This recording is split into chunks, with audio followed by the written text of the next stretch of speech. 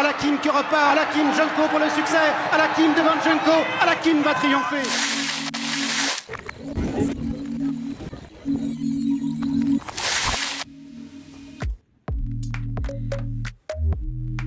Août 2012, on a pris les clés du haras et on a commencé à développer à peu près dans, on va dire, printemps-été 2013. Parce qu'au départ, il y avait toujours, il y a 120-125 hectares avec un seul barn présent et puis il y avait le manoir. On a développé une station d'étalons et puis aussi un autre barn. Donc depuis 2012, on a fait les plans, en 2013, on a fait les travaux et on a commencé à vraiment être effectif pour la saison 2014. En fait, au départ, on n'avait qu'une dizaine de pouinages. Donc ce qu'on avait fait, c'était une personne qui faisait les pouinages avec quelqu'un qui venait l'aider. Et on avait un système de ceinture. Vous savez, les ceintures qu'on met autour de la jument qui bip quand elle se couche. C'est vrai que les ceintures, c'est assez contraignant parce que ça réveille quand même beaucoup, toutes les nuits. On est assez loin du pouinage, ça. Donc on s'est aussi avec différents outils. En premier lieu, on avait commencé avec le Easy Fall, ce qui nous permet aussi d'avoir de la surveillance la journée quand les juments sont dans les paddocks. Parce que c'est vrai qu'elles sont OK la boxe la nuit, mais ça peut aussi pouiner la journée, ce qui est rare, mais ce qui arrive. Trève a pouiné son premier dehors à midi, hein, ça nous est arrivé. Donc on a mis des Easy Fall, comme ça on a un système qui peut surveiller 1 km alentour, donc ça nous prévient dans la journée. C'est un système, donc il y a une carte GSM qui localise la jument, qui localise les mouvements de la jument qu'elle parcourt dans la journée, ainsi que les mouvements de queue de la jument. Ça déclenche dans une certaine position, c'est-à-dire que quand la queue de la jument est plutôt comme ça, plutôt sur le côté, et ça déclenche aussi quand le poulain est à l'arrivée, on va dire, s'apprête à sortir. Ça a clairement changé vos nuits c'est un complément pour les veilleurs. Quand on a le barn qui est complet, donc le veilleur pointe tous les quarts d'heure, mais ça nous permet d'avoir quand même une jument qui peut pouliner vite. Ça nous aide aussi beaucoup. C'est raccordé, donc il y a un numéro de téléphone qui nous appelle sur un portable dédié pour les Easy Fall. Okay. Là, le système va être assez actif dans l'immédiat. Donc, c'est-à-dire que si la jument elle se couche dans un quart d'heure et qu'elle présente un comportement de poulinage, ça va directement nous appeler sur le téléphone.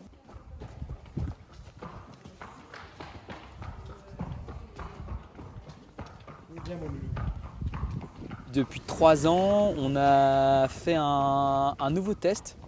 On était en relation avec Daniel Yves Trèves, un propriétaire qui a eu Never on Sunday et Penja, qui a été élevé avec mon frère et on se connaît très bien. Et puis un jour il m'appelle et il me dit j'ai rencontré quelqu'un qui développe un nouveau système de pouinage et puis il connaissait pas trop le truc, mais il me dit voilà, faut que tu la rencontres parce que ça paraît intéressant, c'est nouveau. Du coup, il m'a mis en relation avec Victoria de Novo Stables et de là, elle débarque avec sa caméra à intelligence artificielle. Alors, nous, on s'est dit intelligence artificielle dans les pouinages, je vois pas ce que ça va aider, mais donc on a fait un deal en première saison et je lui dis mets tes caméras à disposition et moi avec mes veilleurs, on va voir si ça match et si ta caméra fonctionne. Et ça a bien fonctionné. On a pu voir les corrélations entre ce que disaient les veilleurs et la caméra. Et depuis donc 2 saisons de plus, on utilise les caméras.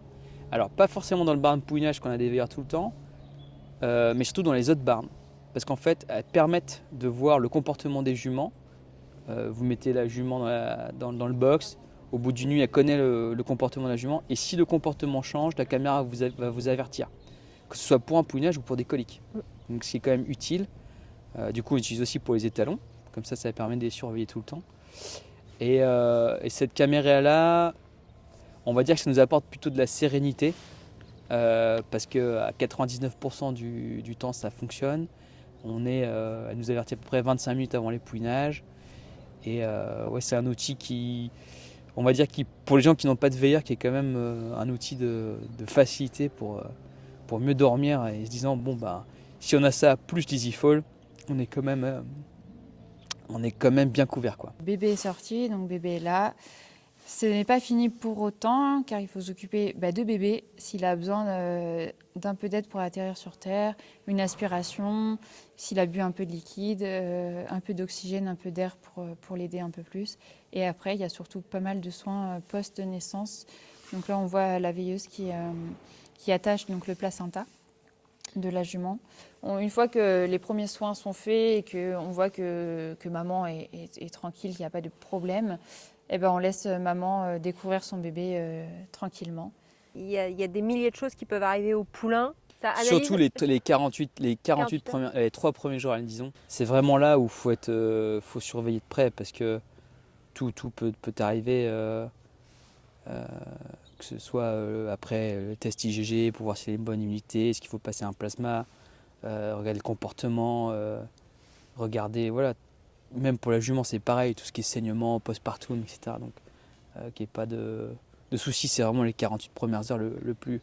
Donc ça c'est pas une caméra ou un robot qui va vous aider. Ça, c'est... Ouais, mais est-ce que la caméra analyse le comportement d'un poulain, puisque ça met 12 heures à analyser le comportement d'une jument avant le poulinage? Est-ce que vous avez fait attention à ça ou Non, pas, pour l'instant non, mais je crois qu'ils sont en phase de développement pour pouvoir justement avertir si le poulain ne se lève pas au bout d'une heure ou ne se couche pas.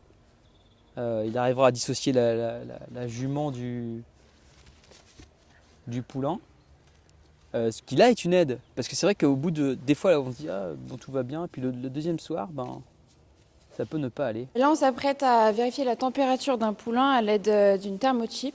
Donc, c'est une puce d'identification classique, on va dire. Elle a la particularité d'être capable de prendre la température du poulain. Donc, avec cet appareil, on vérifie. Donc, on l'allume. On vérifie, ça va indiquer le numéro de puce ainsi que la température du poulain. C'est un gain de temps. Un gain de temps non négligeable. Donc là, on va voir avec le petit loulou. Donc là, on allume l'appareil. On met juste le capteur au niveau de la puce. Et vous voyez, il y a le numéro de puce et la température du poulain qui est indiquée. Et ça n'a rien à voir avec l'identification qu'on a sur les livrets? Le numéro de puce, c'est exactement le même numéro. En fait, c'est une puce classique. À l'intérieur, il y a une technologie pour intégrer aussi la température. Et c'est ce numéro de puce que l'on retrouve, c'est exactement le même numéro qu'on a sur les livrets. Donc on gagne en termes de temps et en termes d'hygiène aussi. De temps, d'hygiène, la puce est, on va dire, active vraiment pour qu'elle soit fiable 24 heures. Enfin, dans les 24 heures à partir du moment où on l'a posée, pour être sûr. Le temps qu'elle prenne, qu'elle s'adapte bien à l'intérieur au niveau de l'encolure. Ça fait la taille d'un grain de riz. C'est exactement une même puce d'identification classique, mais il y a cette technologie en plus.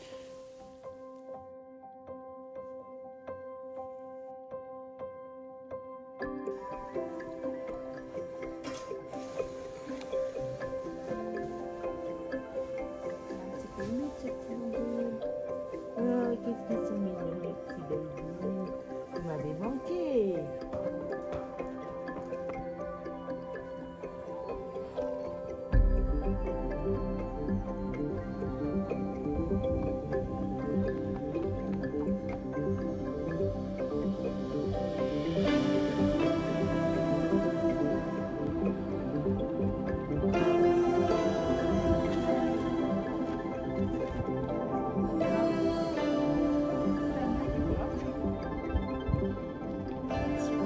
En termes d'élevage, que vous espérez une application qui vous permette d'avoir le croisement parfait? Franchement, j'y crois pas. Je pense que les applications elles peuvent aider pour donner des tendances. Vous voyez, lui, c'est un Mémas avec une Mercedes Stars. Donc il a le même croisement que la pouliche de Francis qui a gagné de Marcel Boussac l'année dernière. Alors du coup, on l'a fait en l'avance parce que du coup, elle avait déjà 2 ans et lui, il a été créé en soi. Bon, un coup de chance. On s'est dit tiens, ça va bien croiser. Mais ouais, je pense qu'il y aura des tendances. Vous êtes dit comme ça allait bien croiser, ou franchement vous avez regardé et vu ce qui était sorti déjà de ce Alors moi, croisement? je suis jeune, mais je marche un peu à l'ancienne. C'est-à-dire que je suis très à regarder mes juments, au modèle, à me dire tiens, elle est comme ci, comme ça. Le cheval, il produit de cette façon-là. Je pense que physiquement et mentalement, parce que je crois beaucoup plus à ce que peut apporter physiquement, mentalement chacun. Et ensuite j'affine, quand je veux, forcément j'affine en regardant, tiens, est-ce que ça a marché dans le passé, mais je trouve aussi que même si vous faites des croisements qui marchent, il y a des milliards de possibilités génétiquement parlant. Donc quand on sait qu'un propre frère ou propre sœur ne partage que de 15 à 35% des mêmes gènes, et que le génotype fait 30% du cheval et après l'environnement en fait 70%, je veux dire, vous faites la même chose sur papier, mais le cheval que vous allez avoir est complètement différent. Donc, j'aime bien ce côté-là, ça reste beaucoup de feeling de chaque éleveur, de se dire tiens, ma jument va bien croiser avec ce cheval-là, et en espérant que ça fonctionne. Donc je pense que les applications qui donneront 100% de réussite en faisant ce croisement-là, j'y crois pas, parce que déjà, statistiquement parlant, tous les talents ne font pas que des gains groupe 1 et que forcément il y a du bien et du moins bien, et c'est la nature, ce sera toujours comme ça. Voilà, sa première sortie.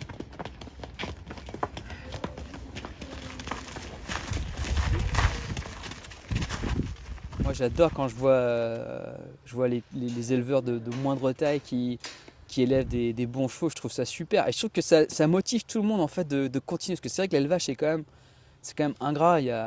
On ne se rend pas compte quand on n'est pas dedans tous les jours. Mais il y a quand même des moments, c'est difficile. Je veux dire, c'est pas toujours rose, il y a beaucoup de problèmes. C'est pas si simple. Vous pouvez faire des investissements énorme, il faut développer son hara, il faut acheter des juments, il faut mettre des bonnes saillies pour avoir des résultats des fois qui sont décevants, soit aux ventes ou soit aux courses si vous élevez pour vendre ou pour courir. Et donc du coup, c'est vrai que ça motive quand on voit tiens ouais si ça marche quand même, et puis tout le monde a sa chance de pouvoir y arriver. Et tous les ans on voit des éleveurs qui sont capables d'élever des bons chevaux et qui ne sont pas des multinationales avec des millions d'euros de budget. Donc c'est ça qui reste magique, je trouve. Je trouve ça génial. Et c'est pour ça qu'il y a encore plein de gens qui élèvent des chevaux d'ailleurs, parce que sinon, il n'y aurait plus personne. Ce serait les Maktoum et Cheikh Johan et Coolmore, et ce serait fini. Donc non, chacun a sa chance.